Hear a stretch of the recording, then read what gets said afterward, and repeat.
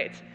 So before we start, just a friendly plug to please fill out the GD survey after this talk. We really want your feedback. I want to hear the good, I want to hear the bad. Please give it all to us. And also, please, please, please turn off your cell phones. Please. Okay, so let's start. Hello, my name is Laura DeYoung, and I'm the art director of League of Legends at Riot Games. I'm a visual designer by trade, and I've been working in interactive media for 18 years. And 12 of those years, I have been lucky enough to work in my dream industry, which is the games industry. I'm still so happy to be here. I can't even put words on it, but okay. Before Riot, I worked at EA and I worked at Ubisoft, helping to direct the visual direction and UI for games like Far Cry 3, Assassin's Creed 2, and NBA Street.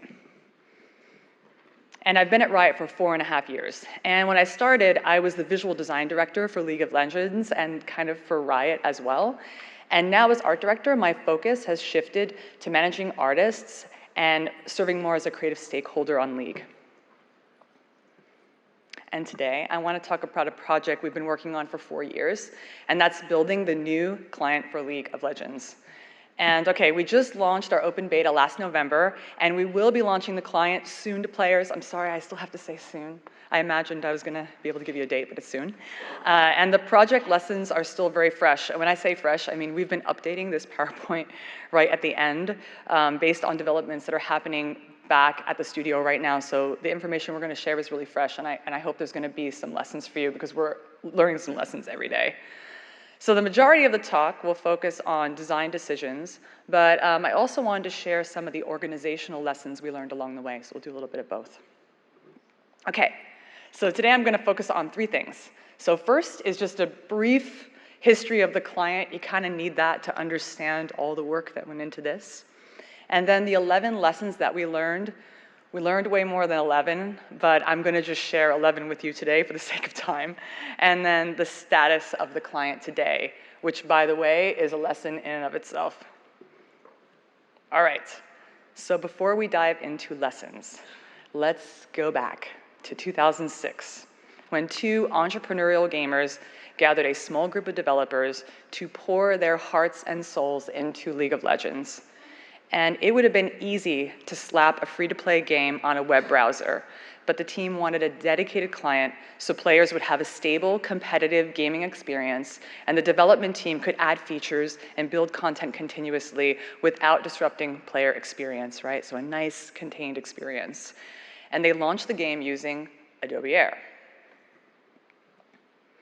And I've unearthed some old forgotten images of the first client. And I know some Rioters, they're out there and they're kind of cringing because we've come a long way artistically since these samples, but I think it's still fun to look back.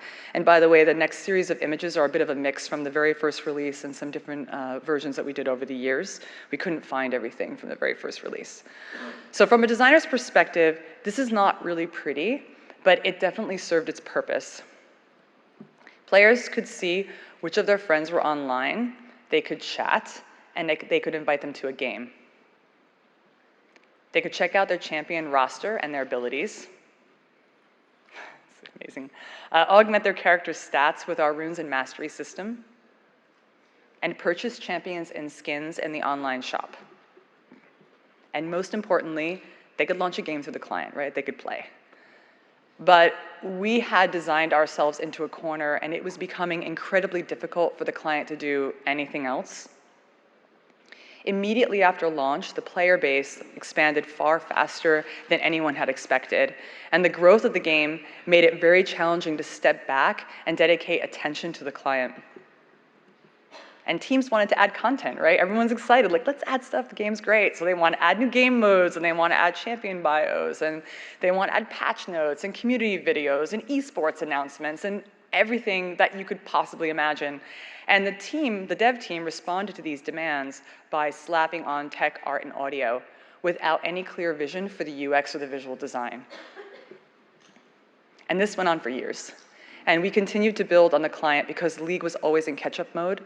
When I got here 4.5 years ago, we were actually still in catch-up mode, so it's really crazy. And in 2013, that Band-Aid approach was really not working anymore. The League Air client was inconsistent both visually and functionally. We lacked a strong visual brand to tie our different UIs together and set us apart from other games. And we didn't have a set of visual style guides or tools for our developers. And what that meant was that instead of hyper-focusing on making really cool shit for our players, they would spend time reinventing the wheel for each feature. So each new piece of content, like new game modes, or this was the rune combiner, I don't know if anybody remembers this thing, but I know maybe you want to forget it, but it wound up with teams customizing their visual design work. So they were like, hey, I got a new feature and there's no rules, so woo, I'm just gonna do this the way that I think I should do it. And the back end was not functional for developers.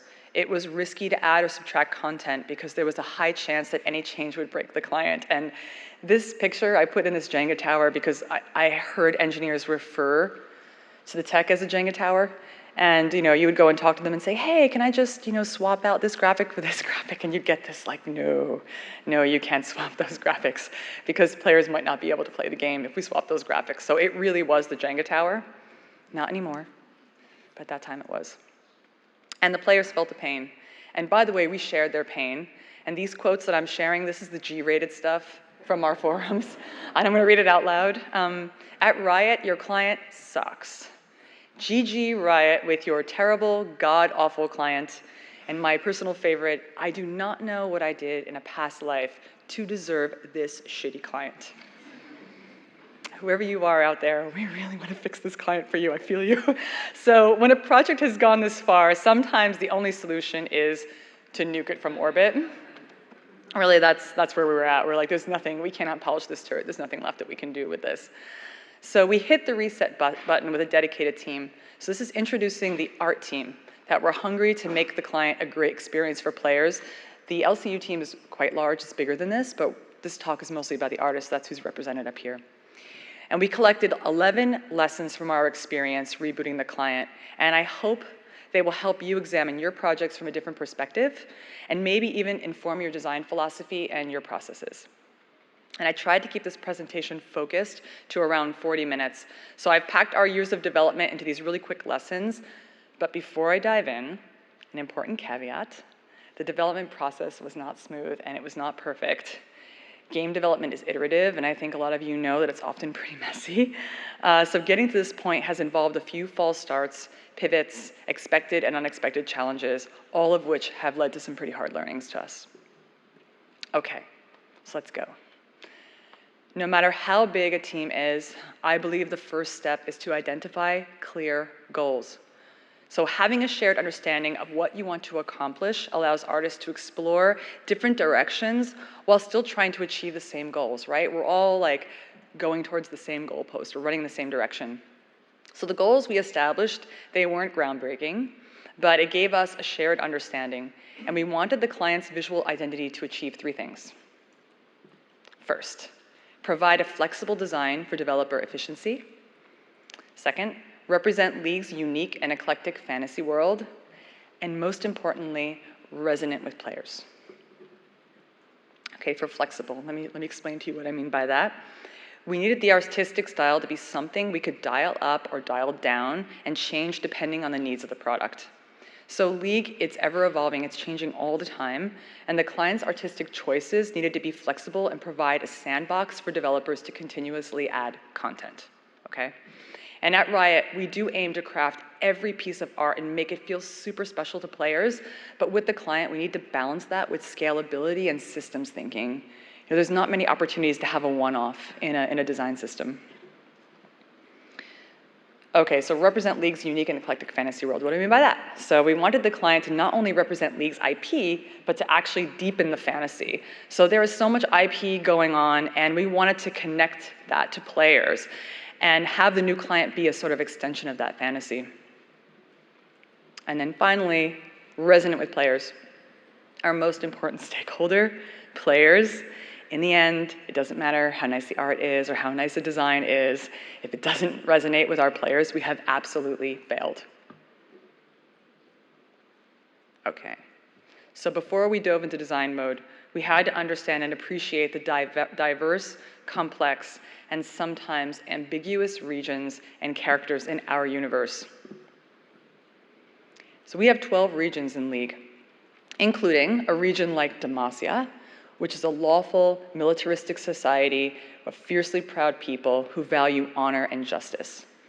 And you can contrast that with a region like Zon, which is a polluted industrial undercity whose wealth stems from black market traders and unrestricted and sometimes really unscrupulous inventors.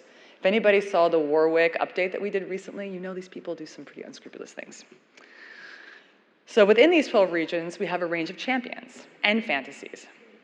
Yeah, so Garen, a brave warrior loyal to his land, who fights for justice no matter the cost. I think Garen's kind of boring. And then my favorite, Oriana, who's an intricate, kind of creepy clockwork girl and has celebrated feats of superior Piltover ingenuity. I love Oriana. And at the same time, we have this absurdly cute Teemo, who's like a mushroom-tossing yordle who appears to really enjoy being the ultimate troll of Summoner's Rift. And yes, he is the devil. If you play our game, you know it's true.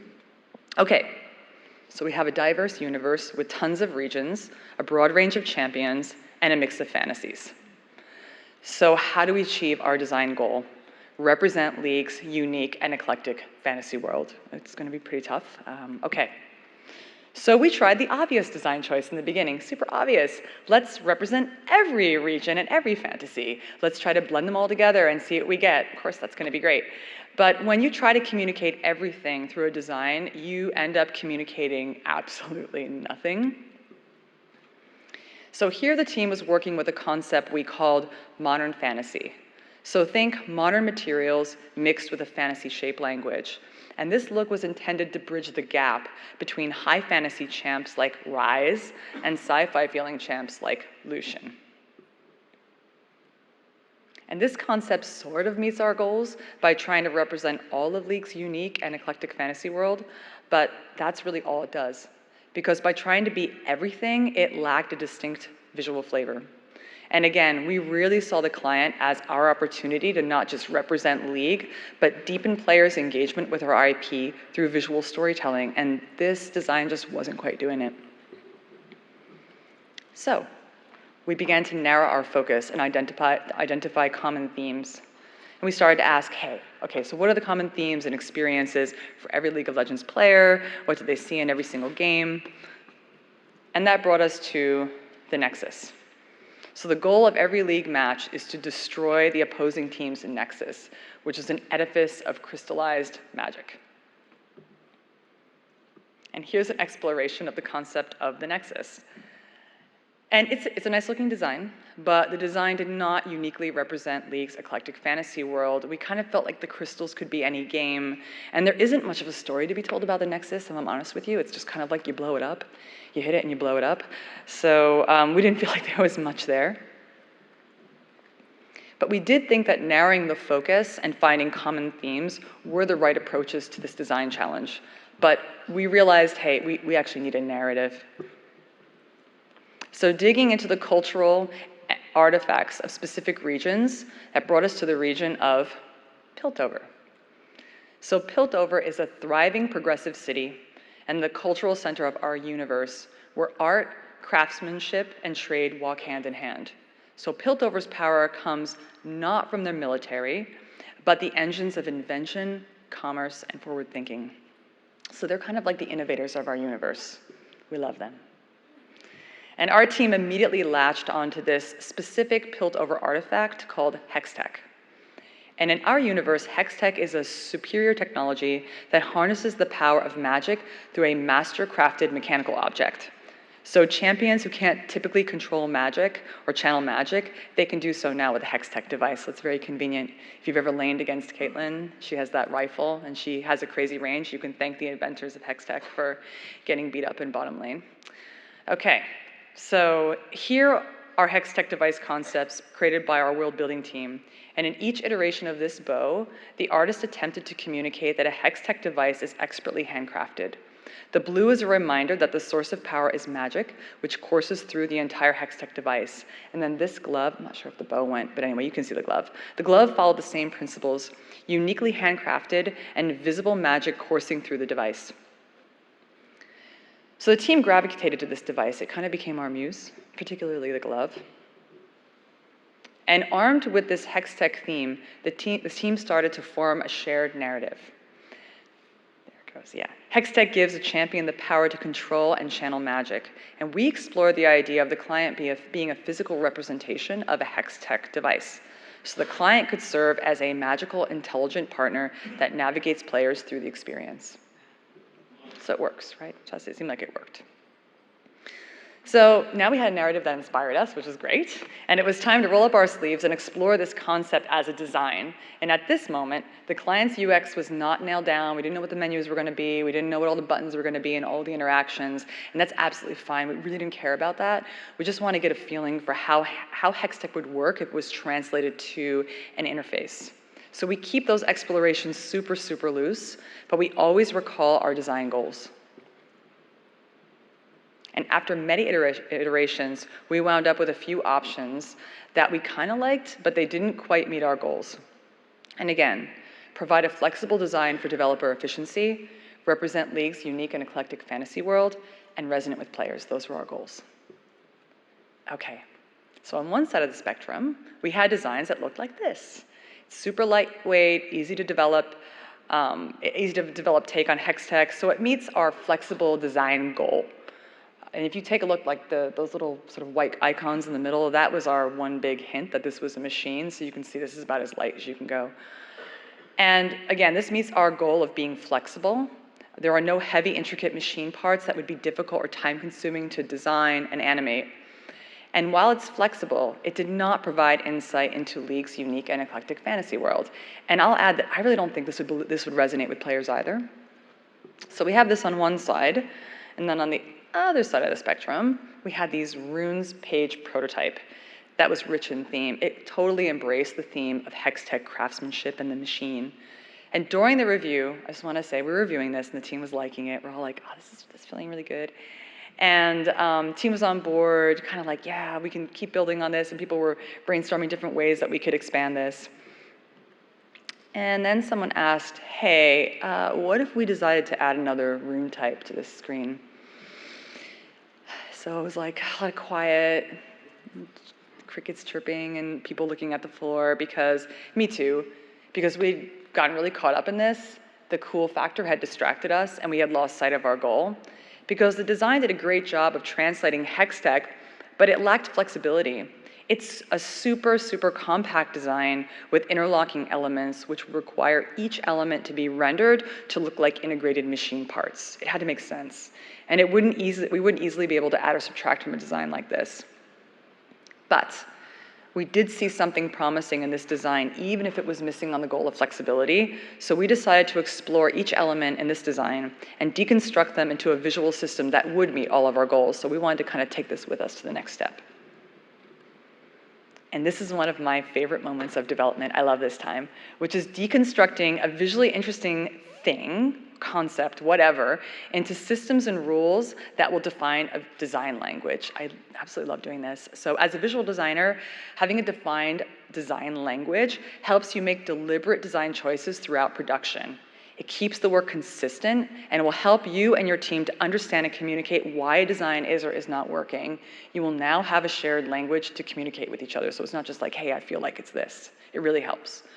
So in a perfect world, also, each iteration evolves the design rules and pushes the product closer to the design goals. So by the way, I do think it's great to have those rules upfront and early, but be ready to dial them in as you make new discoveries during development. So let's break down together in this room what was and what wasn't working on the room page, because I really want you to understand all of it. So what worked? We liked the sharp-edged directional magic. It didn't read like random smoke. It looked like it had purpose, and we felt it could be used to reinforce functionality. We like some of the shape language you're beginning to see here. The design didn't feel like ribbons and scrolls and familiar fantasy elements. It felt more like a sharp, well-crafted technology. And we liked how responsive it felt. Players are getting feedback that helps them understand their interactions, and it was kind of fun too, so we liked this. And what did not work? So the machine metaphor was way too dominant. If we took all this heavy rendered material and metal and put it next to a League illustration, it would really compete with it. If you know our splash illustration you saw in the beginning there would be a competition. And the compact design with interlocking parts was inflexible. If we started to change buttons and where things were placed, we would need to redesign and repaint the whole background to keep all the elements feeling integrated like a machine. It's almost like too real. And also, we need to have a very specific type of artist around to pull this off consistently. It's really not scalable, and it doesn't allow us to leverage all the talent in the team. Just so you guys understand, League is a really big team. There's a lot of people on the team, but the team is all made up of tiny little feature teams, so there's not a central UI team. It's not like everything's gonna go through a central group. It just doesn't work that way. So that's why we really had to think about scalability. So from this exercise, we now have a shared understanding of what's working and what's not working, which informed our next step, which is establishing a design language. All right. So to create a design language, we first focused on Hextech's two primary elements, magic and metal. And as you design, it is so tempting to focus on execution. But before you dive in, I think it's really important to define the purpose of your primary elements. Ask when, where, and why you should use your primary elements. Don't decorate. So our magic needed to be deliberate. We didn't want it to be simply window dressing, like just smoke, just hanging out, not doing anything. And magic, by the way, is such a fun concept to play with, and I feel like there's plenty of room to explore and reimagine magic for our game. For example, you have bright, elegant magic like Gandalf, the white that communicates comfort and hope. Thank you, Gandalf. And you can contrast that to Lord Voldemort with the sharp, erratic lightning spells. It feels really violent. And then there's room for whimsical, silly interpretations of magic like in Hocus Pocus. And we wanted Hextech magic to feel like a magical, intelligent partner that guides players through the client. We want it to be beautiful still, but we want it to feel like it's guiding you. So we formed 3 core tenets for our application of Hextech magic in the client. So first, it's viscous. Hextech magic tends to stick around and has some weight to it, falling somewhere between water and smoke. It lingers, so players don't miss an important communication. It's also directional, so it's always moving toward an intentional direction, towards an intentional path. So as you see in this example, it's not a poof of smoke. Magic has an edge that, along with motion, guides the player's attention. And this is a really early sample. If you saw it outside of a container, you'd also see there's a very clear edge on our magic. And then also it's focused. So the highest value, or the brightest brights, feel like a gathering of concentrated magic, and a white hot light is used to attract the player's attention toward pivotal moments. And here's some magic incorporated into one experience in the client. Okay, so let's imagine that a player queues up for a game. They wait a moment, and then the client finds a match for the player, and this prompt requires the player to accept. And around the perimeter, we've used an interpretation of magic to indicate the duration the player has to accept the match. It starts from one side of the accept button, ends on the other side of the accept button, so it kind of frames it. And also, I want to add that we define magic as being limited to primary buttons and important gameplay UI. So magic serves to draw the player's attention to key interactions, just like that timer and the button. So now that we defined magic, let's take a look at the other Hextech elements. Metal. So like magic, metal had to serve a meaningful purpose. And for this design challenge, we followed the simple rule, which is simple beats complex. And we studied the Hextech concept art. And these intricate Hextech artifacts were complex and elaborate designs. They're really beautiful. And there's so much attention to detail in every inch of the design. And we love the shape language that was happening in these examples. And we believed we could extract the shapes and they would work really well in a UI. But first, we had to simplify this. And as visual designers, our job is to simplify the world. And as game developers, I believe we should make visual design choices that provide clarity so players can focus on playing the game and not like fighting the UI. So we reduced the shape language down to 3 core shapes: square, circle, and diamond. And okay, I know this doesn't look groundbreaking, but when you see them presented like this. But these were the primary shapes we stripped out of the Hextech door concept that you saw earlier and started layering and combining to create our shape language. And here's an example of how we combine these shapes to create simple Hextech elements. And I'll add that we also made some early decisions about what these shapes would indicate, like they do have purpose. So for example, diamonds are normally used to point players to a specific piece of important information or an interaction.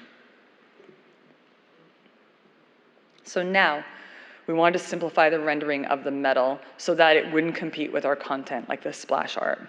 So through color, shape, language, and motion, we felt like we could communicate the metal and mechanical nature of Hextech.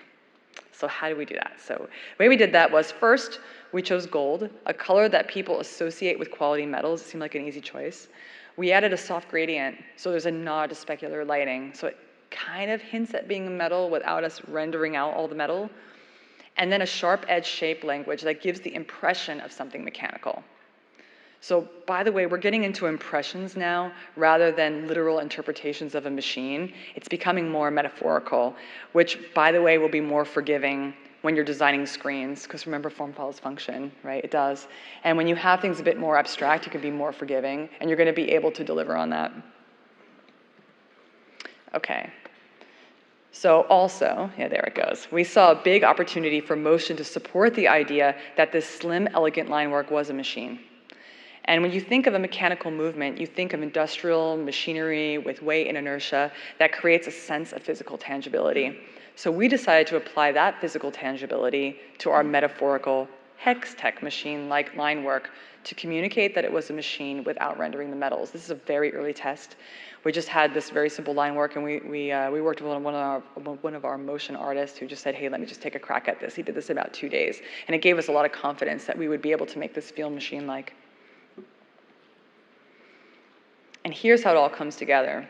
This is the Champion Select screen where you can see how we're combining all the elements and balancing them with crazy, colorful, detailed splash art.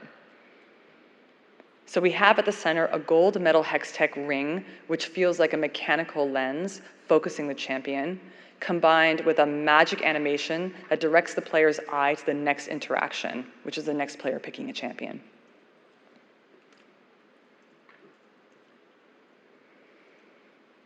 And as we were defining our design language, engineering and UX were deep in exploration too. We were all working together. And by this time, we really felt like we had to bring everything to the table and kind of make something together, because we don't want to work in a silo. So strong artistic, technical, and UX solutions were being proposed, but we needed to test these assumptions, because we could talk all day, but we needed something to point to. The team needed a target. We needed a North Star. Like, what are we making together? Like, we needed to see this thing. So we challenged ourselves to create a sample video to solidify the vision for ourselves and also to share it with the studio. So for this challenge, we created a series of interactions that the player would experience getting into and out of a game. So you're going to see right now it's kind of a play game flow, and there should be a game in there, but there won't be. You'll just kind of see a victory or defeat screen, and then you'll see us transition out. So I'm going to play that right now. We premiered this video at a company-wide event, and the entire client team was watching in anticipation.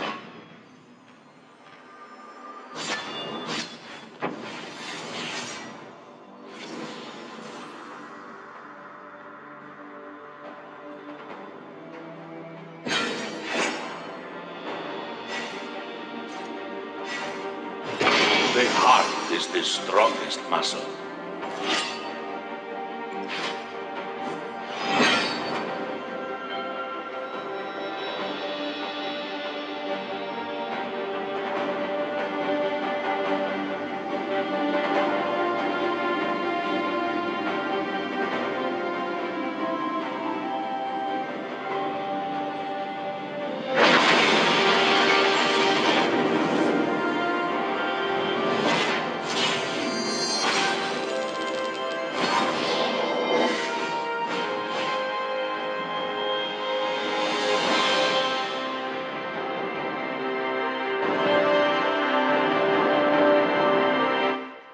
Okay, so company erupted in a standing ovations. Actually, I think one of our best moments as a team at the studio.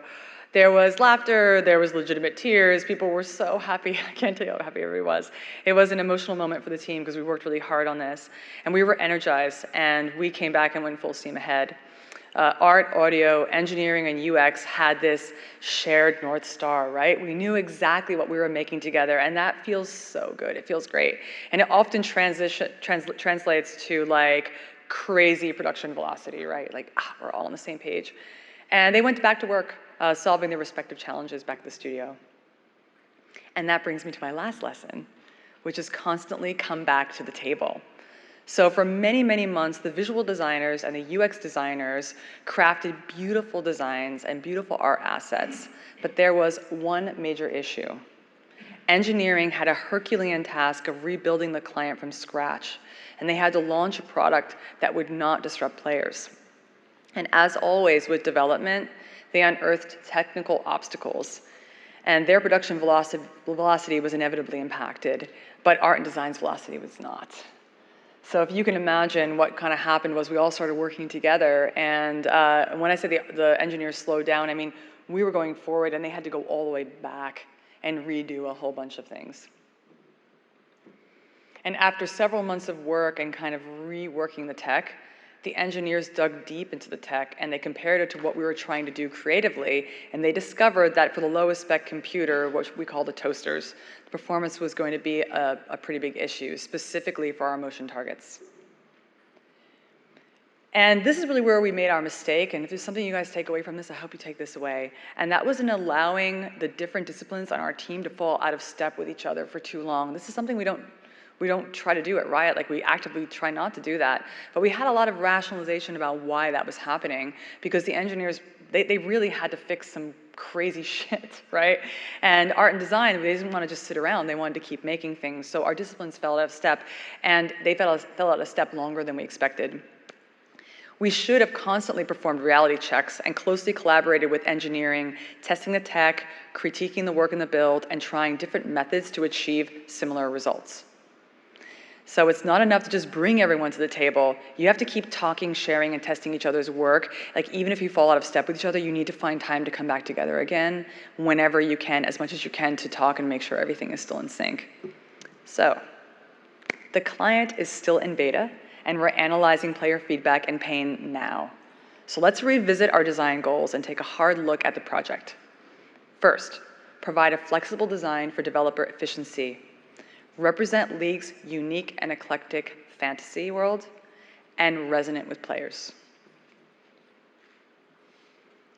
Provide a flexible design for developer efficiency. Okay, holistically, we believe we delivered on this goal.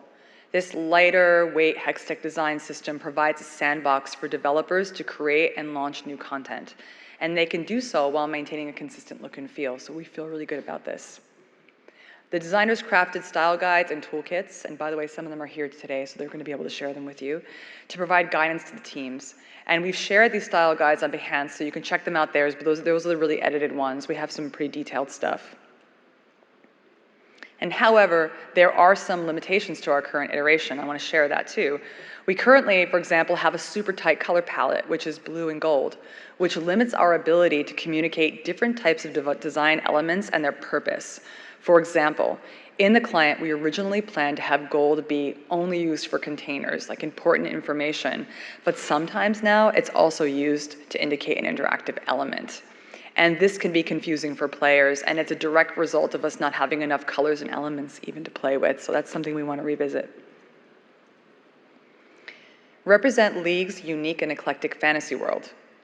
We've received positive feedback from players and the design community on the Hextech theme, so we feel good about it.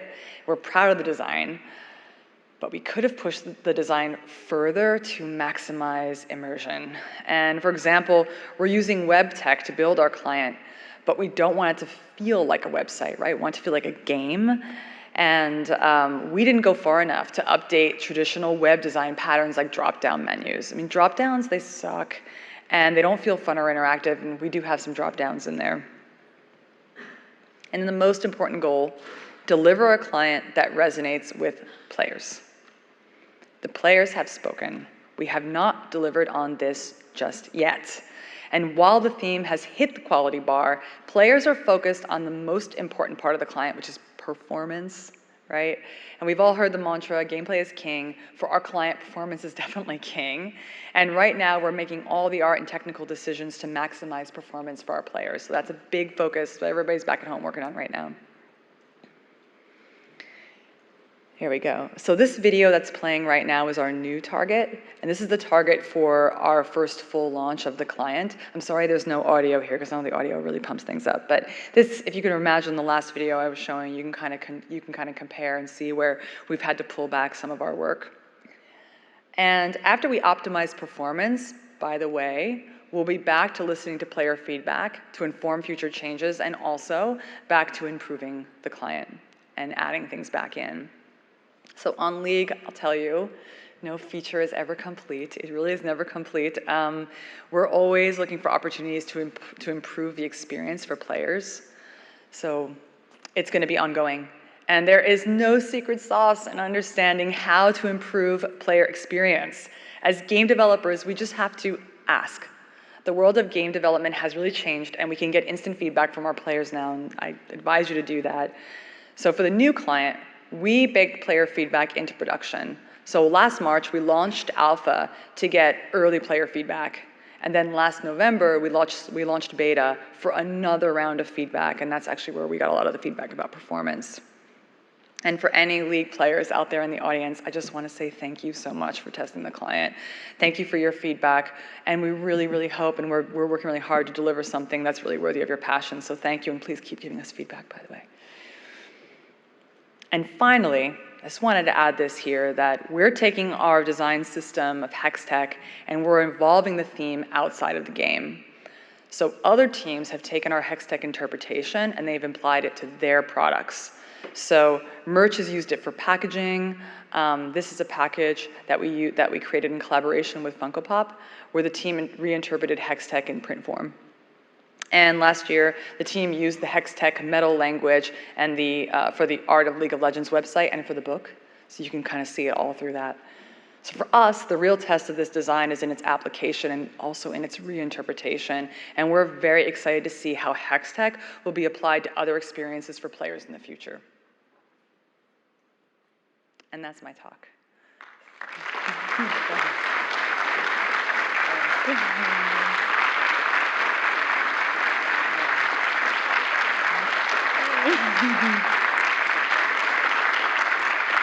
Okay, so I have a bunch of time. I have about 25 minutes left. I probably talked too fast, sorry. It's supposed to be 40, I knew I didn't talk too fast. But anyway, I have about 25 minutes left, and we have 2 mics, so happy to answer any questions. There are 2 visual designers here with me in the audience from this team named Kevin and Ted. They're right down here, and they have some of our toolkits and our style guides and things like that if anybody wants to talk to them too and check them out. So are there any questions? Hi. Hi. I was wondering if you could speak a little bit about your choice in topography and stuff like that. Was that something that happened after you had settled on your basic shape language in terms of that stuff, and how much iteration you did? On the typography? Yeah. Yeah, absolutely. So when we actually started on typography even before we worked on the designs. This came in really early because we knew we were going to have to craft our own font or kind of do a interpretation of a font because we have so many languages that we have to support.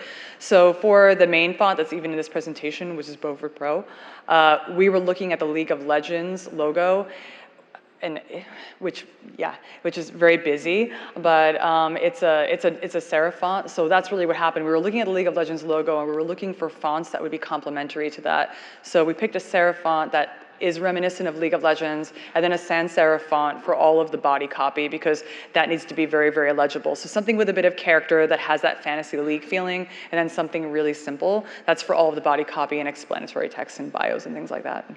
Okay, thanks. Over here. Hi. Hi. Can you talk through the creative process for prototyping and creating wireframes before visual design is actually applied to the user experience? Because I assume you don't just jump right into, super complex illustrations and how those interactions are actually created. So the teams, like our disciplines are all working at the same time. And we definitely have UX designers that are embedded with the team working with the visual designers, but I will say that there were some times where the visual designers were helping out with the UX as well. So when I say that the process was very organic, the UX designers don't hand off finished wireframes to the artists. it's not, that's kind of, what we describe as waterfall. It's not usually how we work, especially not in the beginning. So when we got to a place where we knew what kind of features we'd have to have on a screen, they would start putting together some wires, and they would sit with the visual designers, they'd kind of do it together, and then the visual designers would start doing some designs. And we've had many designers even say to us, it's not always easy to do a wireframe if you don't have some idea what the design is. So I would say it was really iterative, and over time the wireframes became like more and more like the designs, right? As the designs tighten up, the wireframe tighten up, so it's kind of happening at the same time like this. So that was really what the process was. Okay, thank you. You're welcome. Hi. Hi. Yeah, I just had a question about, like making really large, impactful visual changes to games. Yeah. I mean, personally, I work somewhere where if we make, if we have a game that's generating so much money, we're afraid to change anything because we have all these customers paying so much. Yeah. So I was wondering about a strategy because there's no doubt that, the game, looks beautiful and it continues to do that, but it changes so much, and I wonder if there's any thought or weighing the risks of making the game that looks, even though it's more beautiful, looks so different that players almost don't even relate to it. And I was wondering if you could speak Yeah, about that's one of the reasons why we start releasing things early to players, to try to feel it out for them. We start showing them some designs even before the beta, just saying, hey, this is kind of the direction that we're going, so we can start getting feedback, and also giving them a moment to warm up to it, because change is hard. Right, change is tough. Like even if you're changing from something you don't really like, and I think a lot of us can relate, you get used to like a broken tool or whatever, you're like, don't change it, I'm fine. And we know this, and we're really empathetic to it. By the way, we experience it ourselves when maybe a new splash comes out, it's our favorite champion, we're like, wait, what just happened? And you run over to the artist desk. So we are really empathetic, but what we try to do is just get things in front of people as early as we can. That's our main strategy, get things in front of people as early as we can, and we talk a lot to each other on the floor. We play the game a lot, we're very invested in the game, and we're expected to have our finger on the pulse of what's going on with our community, so we read their feedback. We really do, by the way. If you guys wonder if we read the forums, we read them, and the comments get sent around when it's like, hey, I think we should fix this. There's a lot of really unhappy people on the forum. So that's the best thing I can tell you, is we just communicate with our community as much as we can, and we try to get things in front of them just so they can get used to it and get a feel for how they're going to react to it. Thank you. You're welcome. Hi. Hi there. Hi. Hi. Great talk, by the way. Thank you so much. Awesome information for us. He kind of asked a similar question I was going to ask, but I had kind of two questions. One being, how do you filter the amount of player feedback, community feedback? Because I know that's probably a lot to deal with. And then leading up into my next, which was, how much did you guys work with other departments on your team, like art departments, whether it was the effects department and design? Okay, I can answer both. For feedback, it really depends how it comes in, how hot it comes in, or I would even say how sensitive we are to it. Maybe we were uncertain about something and suddenly a bunch of people are talking about it on Reddit. We're like, oh no, it's true. And we'll all start talking about it on the floor. But I wouldn't say we necessarily filter it. What we try to do is read it and mine for nuggets. So if somebody's saying, oh my God, I can't fucking believe you did this, we go through all the cursing and get to hey, they're really unhappy with how we changed the summoner icons. It's not clear, Flash is not clear to them anymore because we made it too orange. They're just used to, out of the corner of their eye, it being bright yellow, and they're unhappy about that. And then we'll look around for other comments like that, and we kind of mine for that data. And then really we just talk to each other like, yeah, that's probably wasn't a great decision. It looks pretty, but maybe we took it too far as gameplay. So I don't know if that really answers your question. I don't think we have a set way of going through our feedback. And for your second question about working with other teams, we did. So all of those hex tech concepts that you saw, we work very closely with the foundations team. So our foundations team is like an IP development team, and they're absolutely awesome. So they had really kind of rough concepts for hex tech, and they gave them to us, and then we started developing the idea of hex tech more, and then we kind of handed it back to them, and it went back and forth a few times. And we loved this collaboration. It was really fun to have the visual designers and the motion artists working with the concept artists and developing a theme like this. So yes, we definitely collaborate whenever we can, and it's really awesome. We learn a lot when we do it. Yeah, it was very beautiful. Thank you. Thank you so much. Hi. Hi, thanks for the talk. I have a question about, as you're developing the new UI, do you have a separate client that you run the new UI on against the backend server, obviously just being able to play the game? Or do you have a UI mode that you switch between Hextech and the old client? Like, how do you get that A/B testing like actually done during development? I don't know if I can answer that question. Can either of you guys answer that question? Okay. Separate build. I'll just repeat it what he says. Yeah. Okay. Are you beta testing the client with actual players, or is it all internal? So yeah, like we're running currently, like right now, you could run either version of it. Okay. Yes. If you want this player. And then we did internal beta testing. Yeah. Company-wide betas before that. Yeah, you could play both versions. You could switch back and forth from one client to another. Because we didn't want to just flip the switch and suddenly have people go into that, because we knew, like, there's a lot of players. Yeah. And there are a lot of regions. And so it's very hard to predict that. And even when we roll out, it's going to be region by region. Like, we do things very slowly, because what we don't want to do is we don't want to interrupt anybody's ability to actually play the game. Sure. Thank you very much. Okay, you're welcome. Anybody? Okay. Hi, I got two little questions. First, and before I want to say, the new client's awesome. Thank you. I've been really enjoying it recently. It looks really great and everything. I wanted Thank you so much. to know, for example, compared to the old client where you had the little watch window where you could be able to spectate high-level players' games, and for example, the chat that you could collapse and everything. When you were making the updated version of the client, what decisions were made in order to, what remained in the client itself? For example, a lot of people complain when we're talking about, like, you can't minimize the players or friends tabs, so it's kind of weird for them, but at the same time, I'm guessing that was kind of intentional when you guys mentioned that you want to be relatively minimalistic to it, but how do you exactly decide what's staying and what's not? The Friends tab was intentional. That decision we made a long time ago, and that's a real commitment, because if you look at the design, it's balanced with that piece in mind.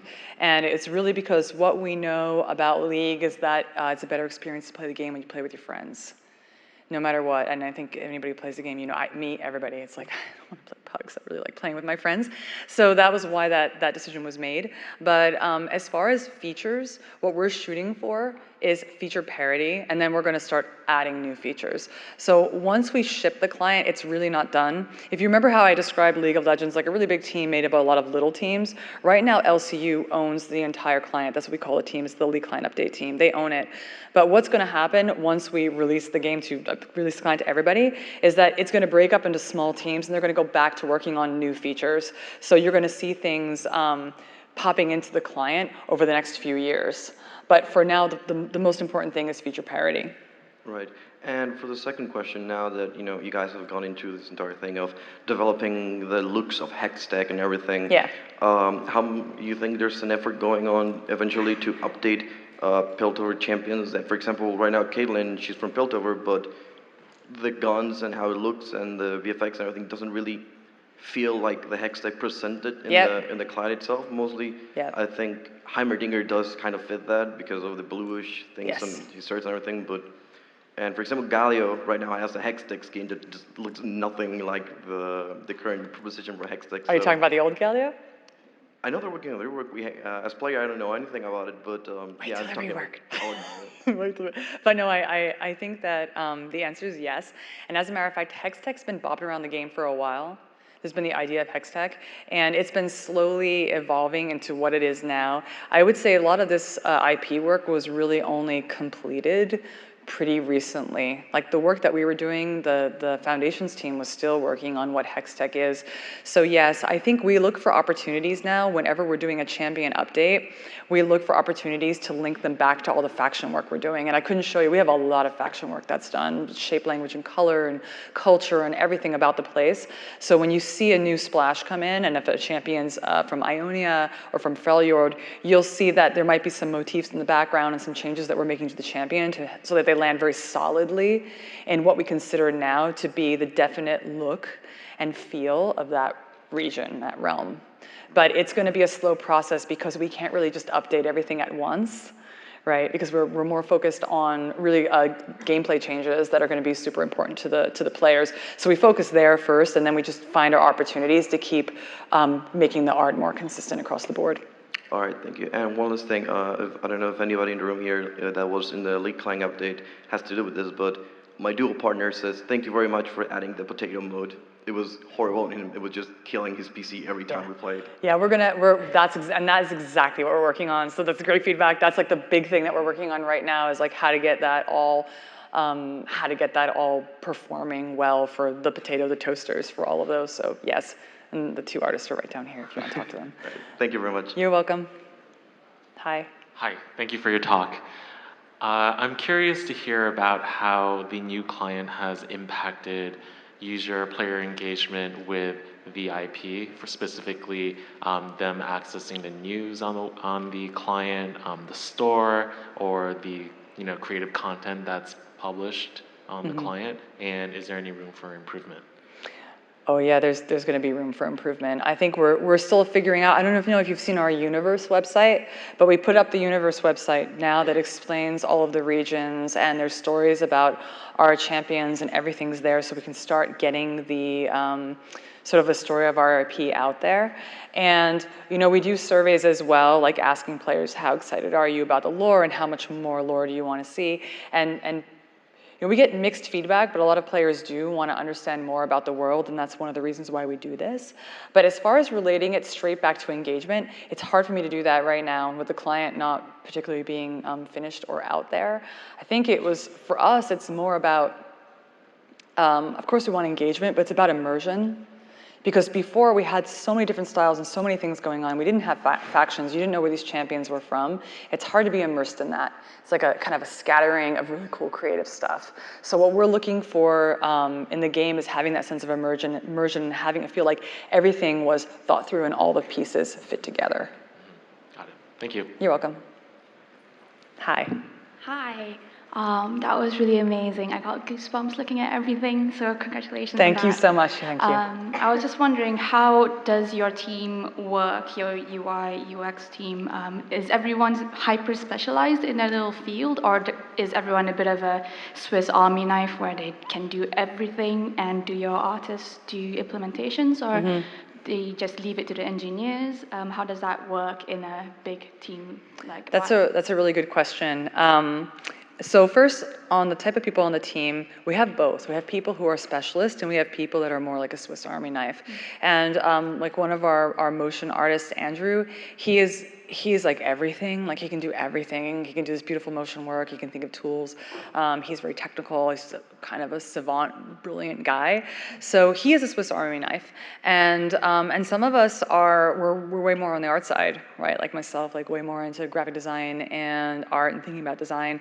So our team is, I think, a healthy mix. We also have an artist that's really into UX, right, who loves happily bang together his own wireframes and share them with the UX designers. So I'd say we have a mix on our team. We have specialists and we have people that are more Swiss Army knives.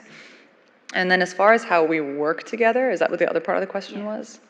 Like, do they specifically do UX only, or do they dabble a bit in visual? No, yeah, design? Everybody. Yeah, I would say that there are some people who don't, but like I said, there are some people who definitely do. So it's just kind of like it totally depends. Like Jessica, one of our artists, she's an amazing illustrator, like insane. Like she does splash illustration as well. She's also a visual designer.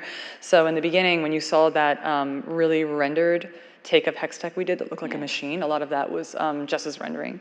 Right. And she can render way further than that. That was actually pretty rough compared to how far she can go. So that's it. Yeah, I think we just have a mix of people. We have probably like 3 or 4 people that are more Swiss Army knife, and then we probably have 3 or 4 people that are more specialists.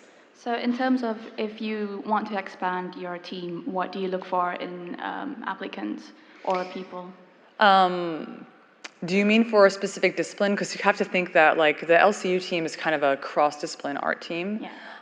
So do you mean specifically for like a team like LCU, or do you mean for like a discipline like motion graphics versus visual design, or? Well, I guess, if say you have a UI artist who is very interested in UX, and they feel like, should I show more visual stuff to you, or should I show more design stuff, or would they be worried that they can't code any actual UI or things like that? Yeah, we wouldn't be worried about whether or not you could code, like that would be seen as a plus. But I think what we usually ask applicants to do is kind of pick. We talk a lot about being T-shaped at the studio, so you're deep in one thing, and then you have interests, and you have like a T-shaped mindset, right? You understand multiple types of development, and you have different skills. So normally when somebody applies to Riot, we want to know what their deep T is. And then everything else, by the way, we love it. Like the more T-shaped people are, it's really fantastic because then they're going to be able to fill in the gaps in the team. Like sometimes when the UX designers were too busy, visual designer could jump in and help out with the wireframes. That's very useful because it unsticks the team. So that's kind of how we do it. I think that's... Yeah, that's all. Thank you so much. Thank you. Thanks, everybody. Okay.